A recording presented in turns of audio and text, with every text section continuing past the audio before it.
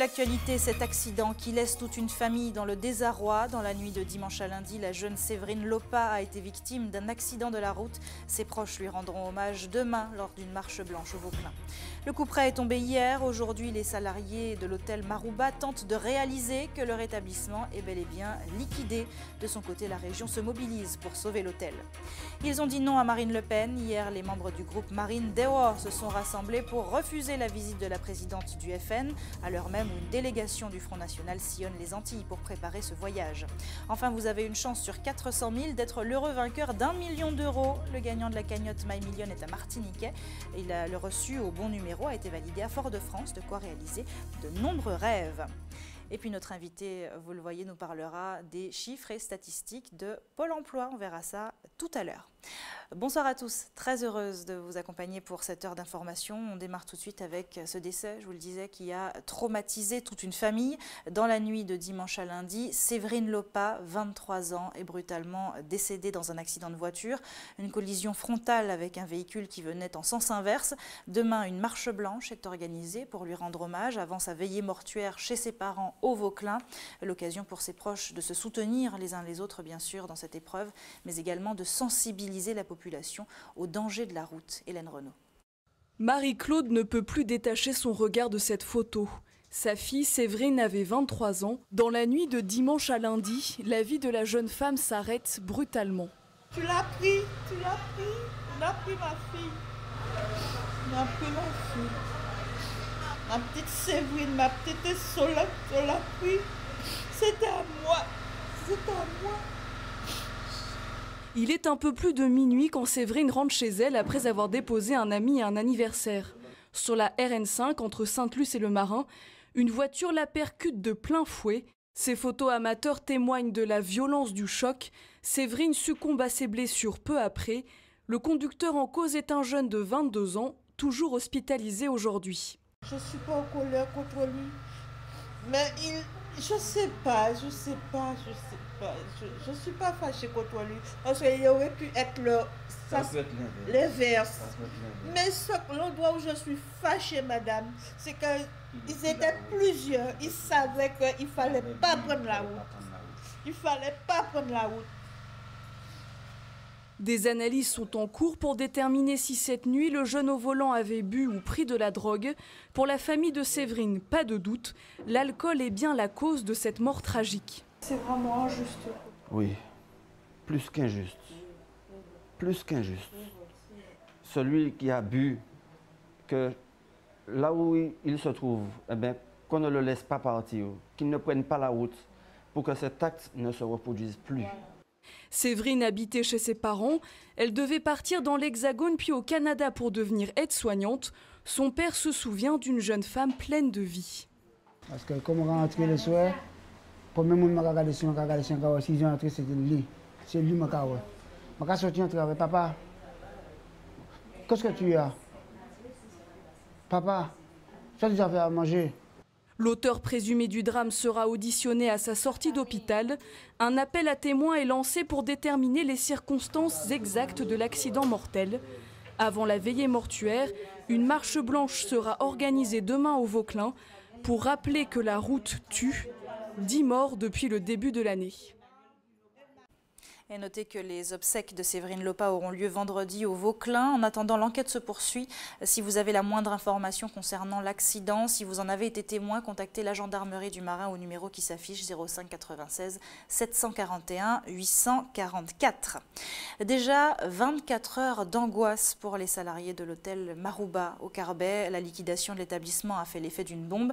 Du côté de la région, on essaie de sauver les meubles pour éviter la disparition du dernier établissement hôtelier du Nord Caraïbes. Le reportage de Guillaume Bacoul avec Giovanni Perazzi. Au-delà de la tristesse, la colère. Pour les 51 salariés du Marouba, ce matin, le réveil a des allures de cauchemar. Un outil de travail liquidé après plus de 30 ans d'exploitation et un gérant aux abonnés absents. Triste épilogue de mois d'efforts consentis. Il nous a dit, si vous faites grève, de toutes les façons, si vous faites grève tout de suite, ça va fermer. Et si vous ne faites... Alors, et du coup, voilà, on n'a pas fait grève. Et nous, on arrive à quoi là? Liquidation. Jusqu'à la fin, là, on s'est moqué de nous. On nous a pris pourquoi là maintenant alors. Puis en plus aujourd'hui on veut qu'on travaille, on ne peut pas travailler dans ces conditions-là encore. C'est déjà fini, c'est foutu là, c'est mort. On attend le gérant. Il est où? Je ne sais pas. Il y a des clients. On a 121 clients. On est là comme si l'hôtel fonctionnait convenablement. Seuls à les tenir informés des suites administratives, les représentants du personnel doivent faire face au désarroi et à l'incompréhension. C'est pas facile parce que je dis que moi, dans mon rôle également, donc je suis un petit peu jetée par les salariés puisque la pierre, il faut toujours jeter la pierre à quelqu'un. Donc la pierre jetée, c'est à moi en tant que représentant des salariés, délégué syndical et autres. Mais on fait avec. Je peux vous dire que c'est triste parce que c'est le seul hôtel. Mais il faut que cet hôtel-là soit rénové parce que les chambres sont vétustes. Un coup dur pour les commerces environnants et pour le Carbet dans son ensemble. Pour le maire, la décision est difficile à accepter. Ce n'est pas que le Carbet, c'est le Néo-Caraïbe, c'est la Martinique, ce sont des familles martiniquaises. Donc on ne peut être qu'attristé et on ne peut aussi que se battre pour que demain il y ait autre chose, pour que demain il y ait un hôtel qui soit capable de reprendre une activité. Mince espoir pour les salariés, la volonté du conseil régional de préserver l'outil hôtelier dans le département. La région qui s'engage à racheter les murs dans l'attente d'un projet d'exploitation viable. Depuis 2010, nous nous efforçons, là où c'est possible, de sauvegarder l'exploitation et quand ce n'est plus possible, comme c'est le cas du Marouba, de pouvoir proposer le rachat des murs afin que nous repartions dans un appel à projet, comme ça a été fait sur le Calenda, pour qu'un nouvel exploitant puisse venir de nouveau exploiter un hôtel après réhabilitation. Ainsi s'achève la triste chronique d'une mort annoncée et fixée au 31 mai. Les 51 employés bénéficieront d'un plan de sauvegarde de l'emploi pendant 1 an afin de préserver leurs revenus durant cette période. Et toujours au chapitre social, notez en bref que les banquiers ont repris le travail aujourd'hui. Après une journée de grève, le mouvement du SMBEF, le syndicat martiniquais des banques et établissements financiers, a été suspendu ce matin. La préfecture leur a promis d'organiser des rencontres avec les directeurs régionaux des banques concernées par des plans de restructuration, notamment la BDAF et la BNP Paribas. Plus de 70% du capital de la SARA, c'est ce que possédera Ruby dans quelques jours. L'autorité de la concurrence a accepté aujourd'hui le rachat des parts de Total par l'entreprise pétrolière. Pour les clients et les salariés, rien ne devrait changer, même si les syndicats restent vigilants. La permission de l'autorité de la concurrence était la dernière étape pour valider ce rachat. Des accords sociaux avaient déjà été pris fin 2014. En septembre, la direction du groupe Ruby était en Martinique. Nous les avions interrogés. Je vous propose d'écouter, c'était le 25 septembre dernier face à la caméra de Guy Raphaël René. Nous allons monter à 85%, enfin 85,5%, sauf si le troisième actionnaire, Sol, fait jouer son droit de préemption. À ce moment-là, nous serions à 71%. Et la SARA, qui est vraiment le fleuron de l'industrie locale et qui est au cœur du dispositif pétrolier dans les DFA, et pour nous aussi au sein des Caraïbes, de la zone Caraïbe, excusez-moi, eh bien, nous allons continuer la politique qui est menée, tant au niveau des investissements qu'au niveau du social et du sociétal. C'est un gros bébé dont le baptême s'est fait en grande pompe hier. Le Kerguelen, nouveau bateau de la flotte de la CMA-CGM, a été baptisé hier. 398 mètres de long, 54 de large. Il est le plus grand navire de l'entreprise et il desservira uniquement l'Europe et l'Asie. Un bateau symbolique dont la marraine est Catherine Ayotte. De quoi marquer le partenariat entre la Martinique et la CMA-CGM. Un partenariat renouvelé justement hier puisqu'un nouveau contrat de fret de la banane d'une durée de 5 ans a été signé entre l'Union des groupements de producteurs de bananes de Guadeloupe et Martinique et CMA-CGM. Écoutez les précisions du président de l'UGP BAN, Éric Delucy. Il répond à Alfred Jackson. Ce bateau en propre ne va pas toucher les Antilles puisque c'est un bateau qui fera l'Asie et l'Europe. Mais ce qui est important, c'est la bonne santé de la compagnie CMA, le fait qu'il a mis sur les Antilles pour le transport de la banane des bateaux extrêmement modernes et que de ce fait, nous faisons équipe avec eux, nous produisons, ils transportent et c'est vraiment une success story que nous apprécions tous beaucoup. Une île qui n'a pas de port et une île qui n'a pas de bateau est une île qui est complètement isolée du reste du monde. Bon, c'est la raison pour laquelle il est important que les ports de Guadeloupe et de Martinique soient en permanence en mouvement. Là, ils sont en train l'un et l'autre de se moderniser, de s'agrandir. C'est une très bonne chose. Et puis, il faut que ceux qui assurent la logistique, c'est-à-dire les armateurs, les transporteurs maritimes, soient des gens compétents, de qualité, avec des navires qui correspondent aux besoins du moment. Agir contre le harcèlement à l'école, c'est l'ambition du collège Dillon 2. Ce matin, il organisait une opération de sensibilisation des élèves de 6e. Une action nécessaire au regard des statistiques de l'éducation nationale. 1 enfant sur 10 serait harcelé par ses camarades, surtout à l'école primaire et au collège. Des agressions qui peuvent se décliner sous plusieurs formes, comme nous l'explique ce reportage de Kathleen Bilascopette et Volana Razafi-Manansoa. Coups, insultes, moqueries, lorsque les langues se délient, ces collégiens avouent tous avoir été témoins de harcèlement. Il y avait des Ulysses, on se moquait d'eux parce qu'ils n'étaient pas très intelligents. Ce qui s'était passé quand j'étais en 6e, il y a un ami dans la classe qui s'est fait harceler. On lui donnait des coups, on lui disait des paroles mauvaises, des méchancetés. Il y a plusieurs types d'harcèlement, par exemple l'harcèlement sexuel, l'harcèlement physique, l'harcèlement verbal. Ça peut être très grave et qu'il y a des gens qui peuvent se suicider. Inciter les jeunes à se livrer, c'est l'un des objectifs de cette rencontre avec des spécialistes, car en général, l'élève harcelé souffre en silence. On a vu des enfants qui, par leur attitude, essayent de se libérer parce que certainement ils se reconnaissent dans cette action, ils se reconnaissent aussi dans les films qu'on a projetés et ils essayent de trouver un moyen d'attirer l'attention sur eux. Les enfants, une fois de plus, et je dirais encore, hésitent à parler, hésitent à dénoncer les faits. Et donc c'est toute la chaîne pénale qui ne peut s'enclencher puisqu'on n'a pas le signalement. Nous, au niveau police, on ne peut pas intervenir. Pour les équipes éducatives, il s'agit de pouvoir détecter les victimes. Les symptômes sont souvent les mêmes.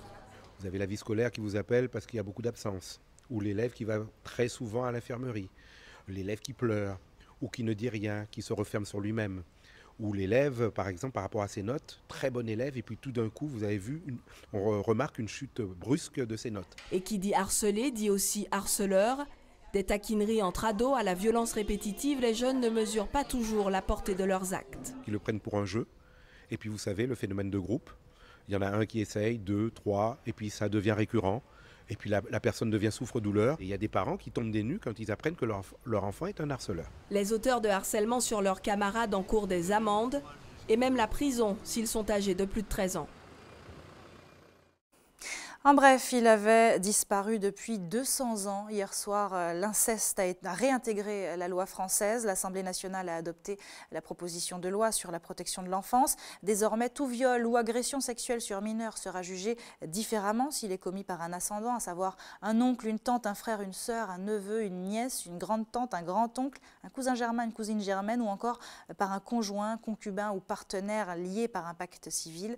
En France, 2 millions de personnes seraient victimes d'inceste. Les associations espèrent que cette loi libérera leurs paroles. Restez avec nous sur ATV. Dans un instant, on verra comment la loi lutte contre les images publicitaires qui présentent des mannequins aux courbes parfaites, retouchées par ordinateur et qui nous enragent les 3/4 du temps. Et puis Hubert Bornil nous emmènera à un cours de théâtre pour enfants au CERMAC à Fort-de-France avec Élie Pénon. Mais avant, parlons de cette étude réalisée par Pôle emploi. Son nom, BMO, besoin en main-d'œuvre, une radiographie de l'emploi en Martinique. Quels sont les secteurs porteurs? Pourquoi et comment embauchent les entreprises martiniquaises? On fait le tour avec notre invité, Dalila Dib. Bonsoir. Bonsoir. Merci beaucoup d'être avec nous. Vous êtes chargé des statistiques à Pôle emploi. Alors, la première question que je me pose, vous publiez cette étude aujourd'hui. Vous avez consulté près de 10 000 entreprises martiniquaises pour l'élaborer. À quoi elle sert, cette étude ? Alors c'est un véritable outil stratégique pour Pôle emploi, cette étude, puisqu'elle nous permet d'avoir une perspective sur les besoins en recrutement des employeurs durant l'année à venir, mais également elle nous permet de réajuster et d'actualiser les diagnostics territoriaux que nous menons chaque année, afin d'être en amont des projets des entreprises et des territoires. Elle permet également d'identifier quels sont les métiers en tension. Donc, qui dit en tension, ce sont les offres d'emploi qui sont supérieures à la demande d'emploi. Il est vrai qu'en Martinique, ce sont plus des niches que nous observons, pas de véritable tension. Et elle permet également d'ajuster et de contribuer à la définition de la politique d'achat de formation. On y apprend que pour 88% des sondés, les profils des candidats ne collent pas au poste proposé. Qu'est-ce que ça veut dire? Est-ce que les offres ne sont pas diffusées au bon endroit ou est-ce que les candidats martiniquais ne sont pas formés pour les emplois proposés? Alors à cette question, véritablement, les employeurs considèrent que les demandeurs d'emploi qui sont proposés manquent de motivation, manquent d'expérience ou encore de diplôme, concrètement. D'accord. Et donc du coup, qu'est-ce qu'on peut faire pour pallier à ça? Peut-être la motivation, ça va être un peu compliqué, il faut peut-être juste, c'est chacun son histoire, mais pour ce qui est de la formation, pour ce qui est des diplômes, est-ce que vous avez des partenariats entre Pôle emploi et... Alors, on travaille actuellement avec le Conseil régional sur la formation pour pouvoir justement définir à travers les résultats de cette étude, définir des formations qui vont être adaptées aux besoins des employeurs et ainsi proposer des candidats qui seront plus adaptés et plus en adéquation avec les postes proposés demain par les employeurs. Quelles sont les filières qui marchent le mieux en Martinique? Quelles sont les plus porteuses d'emploi? Alors, l'enquête montre, et même l'emploi salarié montre bien que les services sont le secteur porteur et celui qui recrute le plus. Cette année, il est vrai que les filières de l'hébergement, la restauration ou encore le transport ont été en berne. En revanche, tout ce qui concerne la santé humaine, l'action sociale ou encore l'administration publique et l'enseignement sont en progression. L'agriculture aussi? L'agriculture également a eu une belle remontée cette année. On parle toujours de précarité. Est-ce que les emplois se font dans la durée ou est-ce qu'on propose juste des petites missions un peu intérimaires? Alors la nature du contrat va dépendre du motif du recrutement. Selon le motif, si par exemple l'employeur décide d'embaucher pour faire face à un surcroît d'activité ponctuelle, il va embaucher plus sur des contrats de moins de 6 mois. En revanche, s'il veut faire face à une nouvelle activité, il va proposer plus de CDI, de contrats à durée indéterminée. Et on a de tout en Martinique. On a encore des propositions de CDI. On a encore des propositions de CDI. On peut y croire alors. Il est fait mention dans cette étude des difficultés que rencontrent les employeurs lorsqu'ils veulent embaucher. C'est si difficile que ça d'embaucher quelqu'un? Alors, ils font état de plusieurs difficultés. La première, c'était justement l'inadéquation des profils des candidats. Ils font part aussi d'une pénurie de candidats sur les postes qu'ils proposent. Mais cette année, ce qu'on observe vraiment en termes de progression de la part des employeurs, c'est qu'ils voient une vraie difficulté par rapport aux conditions de travail, d'une part. Donc, on peut parler de distance, de salaire, de précarité d'emploi. Ou encore, ils font état de difficultés par rapport aux procédures. Il faut savoir que les entreprises martiniquaises sont souvent des petites entreprises. Pratiquement 7 entreprises sur 10 ont moins de 5 salariés, donc ne disposent pas forcément de services de ressources humaines. Donc c'est vrai que tout ce qui est démarche et accompagnement au recrutement, ils ne l'ont pas. Et ça veut dire que si j'habite par exemple au Morne-Rouge et que je postule à Fort-de-France, on ne va peut-être pas me recruter, c'est ça l'idée? Ah non. Parce que quand vous parliez de distance, le demandeur d'emploi qui va faire ressortir le fait qu'en réalité, il y a une difficulté par rapport au transport, par exemple. D'accord. Pour se rendre sur son lieu de travail, le coût par rapport à la proposition faite. Bon, alors on attend que cette étude fasse effet et que du coup, ça soit réajusté pour pouvoir proposer davantage d'emplois aux Martiniquais. Et mieux, surtout. Mieux. Merci beaucoup, Dalila Dib, d'avoir été avec nous ce soir. Merci. Parlons maintenant politique. Chose promise, chose due. Le Front National n'a pas tardé. Après l'annonce de la visite en décembre de Marine Le Pen, une délégation est tout de suite partie en reconnaissance. Depuis le 10 mai, ils sont en mission aux Antilles. Après Saint-Martin et Saint-Barthélemy, ils se sont arrêtés en Guadeloupe aujourd'hui. L'occasion de préparer le voyage de la présidente et de rencontrer les militants. Linda Kayarsi. Ce matin, à peine de retour des îles du Nord, petite immersion dans une usine de conditionnement de bananes pour la délégation du Front National. Avant les années 70, à Diepouéouan, dans les caves, ils arrivaient comme ça en entier? Oui, avant. Enveloppés dans du papier craft. Ici, on parle de la banane, mais on n'oublie pas la véritable mission de cette deuxième escale antillaise, préparer la visite de la présidente du Front National, mais pas seulement. Comment piéger le charançon. Le deuxième point important de notre visite également, c'est de la présentation officielle de notre candidat tête de liste aux prochaines élections régionales, qui sera notre ami Marc Guille, et qui constituera naturellement sa liste en temps voulu.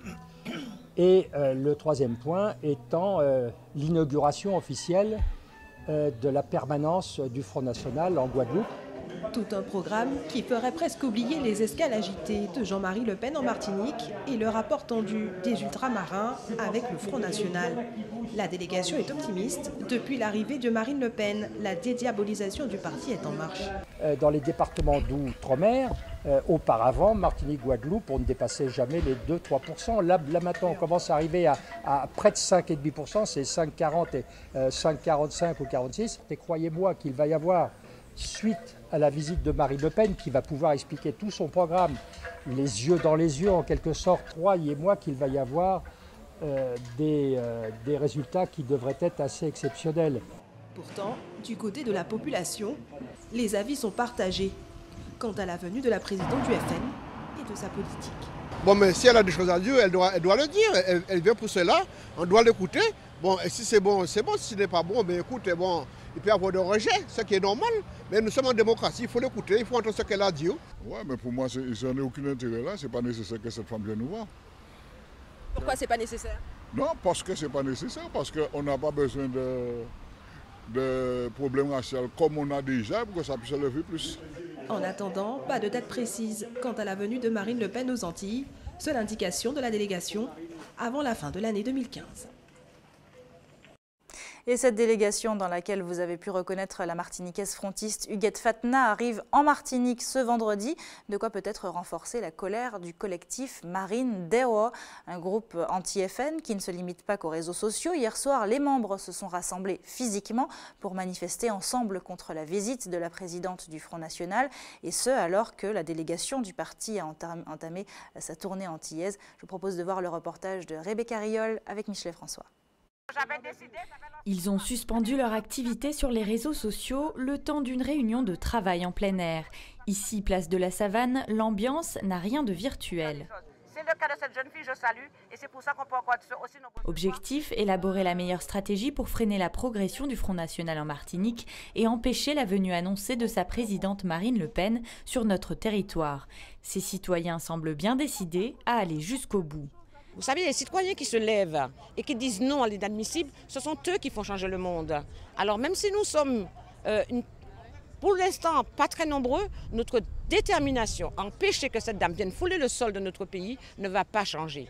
Parce que nous voulons porter le combat de nos ancêtres pour la liberté, nous refusons Marine Le Pen. Nous refusons et nous allons jusqu'au bout. Alors à eux de se dire que le trouble à l'ordre public est possible et de prendre des mesures pour que cette dame n'atterrisse pas ici. Les membres du collectif Marine Dewa ont choisi Facebook comme espace d'expression. Plus de 1000 personnes ont adhéré au groupe en moins de 10 jours. Pour eux, les idées véhiculées par l'EFN sont incompatibles avec l'histoire de la Martinique. On ne veut pas d'elle ici, on ne veut pas de haine raciale. Notre pays est métissé. Il est né certainement de métissage qui n'était pas voulu au début parce qu'on était des esclaves, on n'a pas le droit de dire non au maître. Mais notre pays est constitué de cette histoire, des Noirs, des Blancs, des Indiens, des Syriens, des Asiatiques. Ça, c'est notre histoire. Nous sommes nés de tout ça. Nous ne tolérons que personne vienne ici nous donner des messages racistes.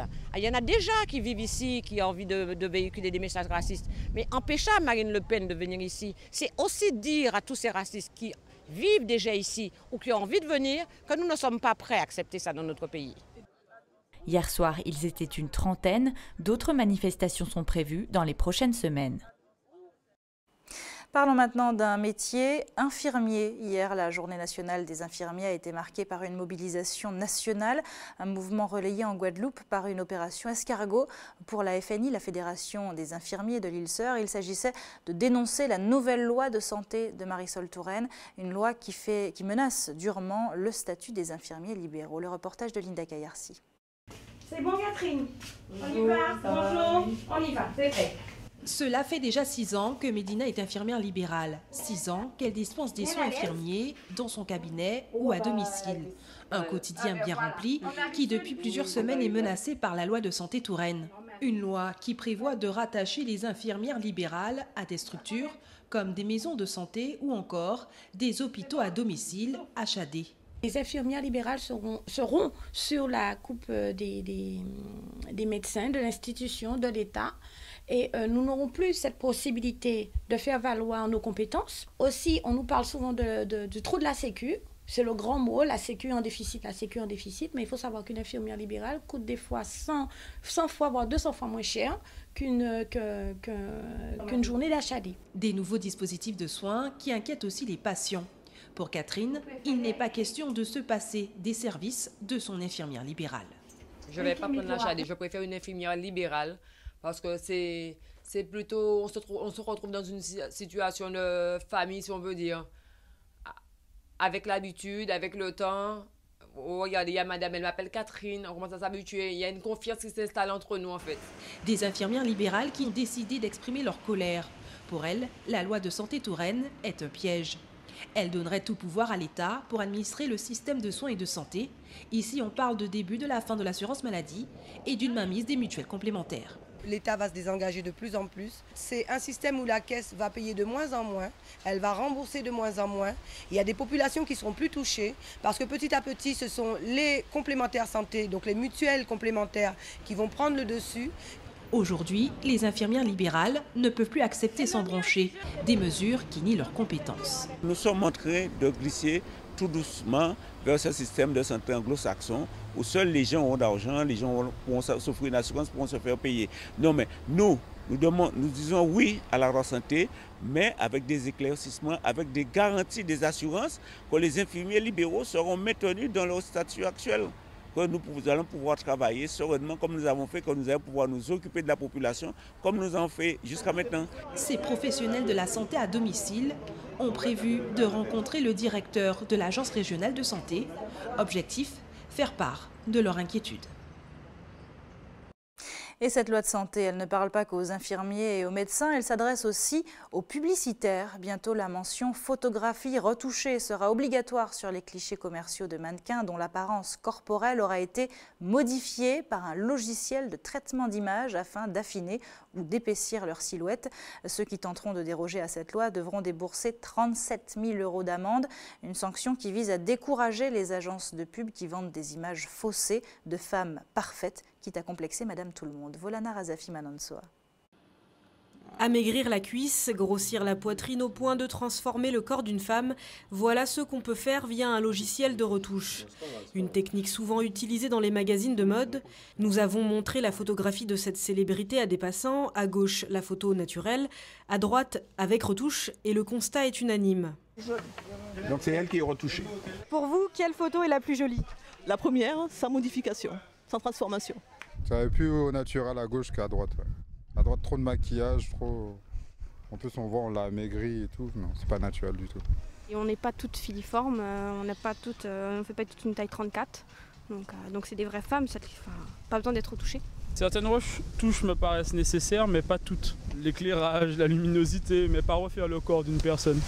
Les magazines et la publicité sont souvent montrés du doigt en raison de l'usage abusif de logiciels de retouche, des pratiques qui scandalisent l'Union des femmes. On a des comportements à risque, comme l'anorexie, par exemple, et des comportements qui peuvent d'ailleurs aller jusqu'au décès, des jeunes filles qui veulent absolument avoir cette image de femme parfaite. C'est aussi une baisse de l'estime de soi. Pour les femmes et pour les jeunes filles. Le manque d'estime de soi, un sentiment qu'Aurore a bien connu durant son enfance. En cause, selon elle, une représentation trop idéalisée du corps des femmes dans les médias. Durant mon enfance, j'ai toujours été obèse et beaucoup plus grosse que la majorité des camarades des écoles auxquelles j'ai fréquenté. J'ai toujours été victime de moqueries et de tout ce qui s'ensuit. Quand on est petite, on est toujours influencé par l'image des magazines puisque c'est la seule image que l'on voit au quotidien. Déjà, les mannequins elles sont vraiment minces et on les retouche pour les faire paraître encore plus minces. Donc c'est vraiment la recherche de l'idéal qui n'existe pas en fait. Aujourd'hui, Aurore a repris confiance en elle. La jeune femme participe d'ailleurs à un concours de beauté qui met en avant les femmes rondes. Nous sommes là pour faire accepter que la femme ronde a sa place dans les magazines de mode. Les filles, effectivement, elles ont leurs défauts. Elles ont un peu de poitrine, un peu de hanche, mais justement, on va dire que c'est ça qui fait leur charme. Pour lutter contre les dérives, un amendement au projet de loi sur la santé a été adopté.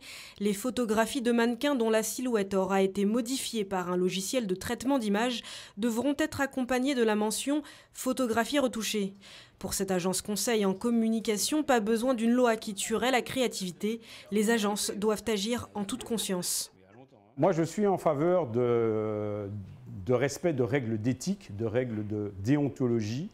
Quelqu'un qui a des formes, je dirais, trop voluptueuses, eh bien, il faudrait et qu'on nous demanderait, je dirais, de les effacer et de la rendre filiforme, grosso modo de lui faire perdre 10 kilos. Ça, on le refuserait. Alors, Photoshop, oui, pour du maquillage, et non s'il s'agit de chirurgie esthétique. I see the magazines working out Photoshop. We know that shit ain't real. Come on now, make it stop. En marge des images lisses vendues par les marques et les médias, des artistes ou encore des mannequins et des photographes s'insurgent contre les photographies retouchées, des retouches qui contribuent à accentuer les complexes chez les femmes. Selon une étude de 2009 en France, 81% des femmes de moins de 25 ans changeraient quelque chose à leur physique si elles le pouvaient. Voilà, alors soyons belles et soyons fiers. 1 million d'euros, c'est ce qu'a remporté un Martiniquais au tirage My Million hier. Pour l'heure, il ne s'est pas encore présenté à la Française des Jeux et on ne sait pas dans quelle commune il réside. Et si c'était vous, que feriez-vous avec 1 million d'euros? Myriam Bocoulin vous a posé la question. Toute la Grenadine, les Grenadines, la Caraïbe. Puis après, je partirais sur un autre océan, je sais pas. Je ferais le tour du monde, je crois. Je vais bien gagner l'euro million, pourquoi pas moi? Pourquoi que les autres et pas moi? Vous, monsieur, vous feriez quoi avec 1 million d'euros? Moi, je ne sais pas. Déjà, je donnerais une partie à ma mère. Et je sais pas, j'aurais investi, j'aurais fait des investissements et puis j'aurais profité, je serais partie en vacances. Puis voilà. Qu'est-ce qu'on fait avec 1 million d'euros? Déjà, il faudrait les avoir. Premièrement, ça me semble logique. Et après, je pense que il faut prendre le temps de la réflexion. Et après, sagement, prendre des bonnes décisions. J'aiderais les gens qui sont pauvres. Tout ça. Il y a tellement de problèmes dans la vie qu'on voit les autres. J'aurais remboursé mes dettes, j'aurais acheté une maison, puis j'aurais essayé d'épargner, mais ça serait difficile quand même. Ah non, je me serais fait plaisir. Voilà, et si vous êtes cette personne qui veut se faire plaisir et qui a gagné 1 million d'euros à My Million, vous avez 60 jours pour vous faire connaître, sinon il sera remis en jeu, ce serait dommage. Au chapitre culture, c'est une lecture musicale des plus beaux textes de Césaire, Glissant, Maximin et d'autres. Demain, Arthur H déclamera sur un air mélodieux les paroles de nos meilleurs poètes sur la scène de l'Atrium. Ce sera à 20h, salle Aimé Césaire. Voilà ce qui vous attend.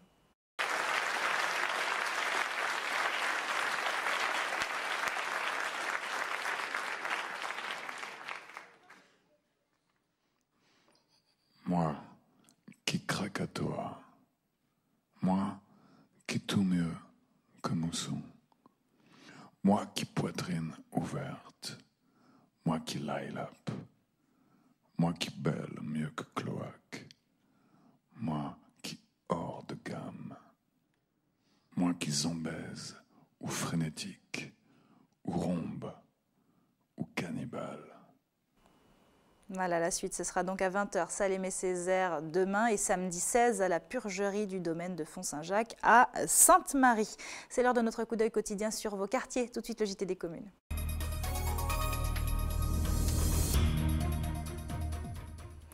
Le JT des communes qui commence dans la mangrove lamantinoise où l'on cherche toujours Georges. Le crocodile est bien caché sur les rives de la Lézarde. Depuis la confirmation de son existence, un arrêté municipal interdit l'accès à la zone. Notez qu'hier, il a été renouvelé pour 10 jours de plus. À l'Icaire, Bellevue, Joseph Gaillard, Damas, Lumina Sophie et Schellcher, 6 lycées unis pour célébrer la paix et lutter contre la violence entre les établissements. Tel était l'objectif de la première édition du tournoi des 6 lycées pour la paix, une manifestation qui s'est déroulée au hall Péliard-Donatien et qui a vu les lycéens s'affronter lors de divers challenges sportifs. Voyez plutôt cette ambiance captée par Guillaume Bacoul avec Giovanni Perazzi.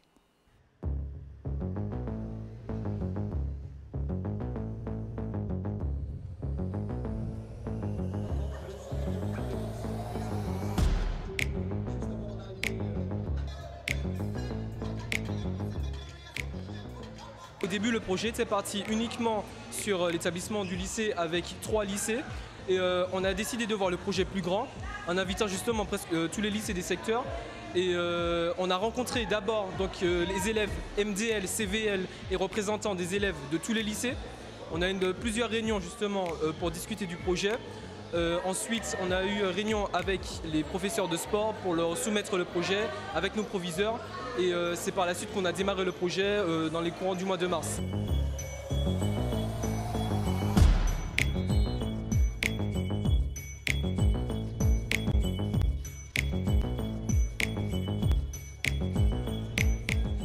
On est vraiment satisfait puisque tout s'est passé comme on le voulait. Bon, on a eu un petit retard au début de la manifestation, mais après la cérémonie d'ouverture, on a pu commencer les matchs tranquillement. Il n'y a pas eu de problème au niveau des joueurs ou autres. Les installations étaient déjà faites, donc tout s'est bien passé. On avait estimé justement le nombre d'élèves à plus de 2000 voire 3000 personnes sur le stade. Je pense que cette estimation est réussie. On termine sur les planches avec un cours qui développe l'imaginaire de chacun. Au CERMAC, les élèves d'Élie-Pénon peuvent devenir ce qu'ils veulent le temps de leur cours de théâtre. Une classe qu'ont suivi Hubert Bornil et Michelet François à l'espace Camille Darcière. Regardez. Nous sommes à l'atelier théâtre du CERMAC en compagnie d'enfants de 8 à 10 ans qui interprètent des pièces de théâtre. Ici, celle de Manrachel. Vous voyez, le public est très attentif. On regarde.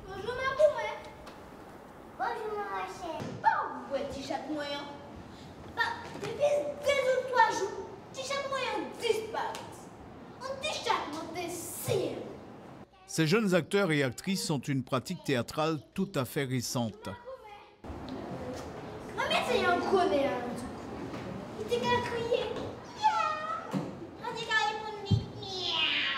Moyenne d'âge 8 ans, cela fait 3 ans qu'ils évoluent sur les planches. Bonjour Macoumé, bonjour Rachel, ça qui bonjour, bonjour chef. Le moins que l'on puisse dire, c'est que le résultat est plutôt encourageant. En fait, ces jeunes acteurs ont pour eux l'amour du théâtre et cela se sent. Quand on joue, c'est très drôle. On s'amuse, on improvise, on s'amuse, on fait des fautes. Tu vas voir ma vieille, quand on va être mariée, c'est pas moi qui te donnerai tous ces sous pour acheter tes robes. On est sur la scène, on joue, on s'exprime.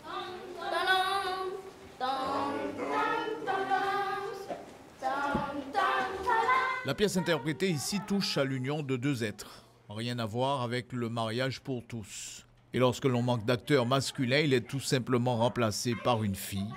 Le tour est joué. Toujours face au public pour que le public vous entende bien. Bon, ça va, je veux bien me marier avec elle. De l'émotion après ces commentaires et la satisfaction du travail accompli pour l'encadrant. Ça amène l'amour de la lecture aussi, de la découverte de textes. Et puis ça amène aussi la mémoire, le travail sur la mémoire pour mémoriser le texte et le travail aussi d'interprétation qui libère les enfants. Criant moune, fais malais, mangez déjà là, faut qu'il y ait le docteur là, mais moi manger trompage, moi manger trompage, moi manger trompage, Voilà le trempage, l'histoire du chat, mais ça rappelle la réalité martiniquaise en quelque part. Tichat Manrachel, Guido. Voilà, on sait qui on retrouvera sur les marches du Festival de Cannes. Avant de refermer cette édition, un petit correctif, une petite correction sur le spectacle d'Arthur H qui a lieu vendredi à l'Atrium et non pas demain. Je sais que vous êtes pressés. Ce sera vendredi à l'Atrium à 20h, Saint-Aimé-Césaire et samedi soir à Sainte-Marie au domaine de Font-Saint-Jacques. C'est la fin de votre édition locale et communale. Merci à tous de l'avoir suivi. Ne bougez pas dans un instant, on reste tout près de vous avec Antche Pays. À tout de suite.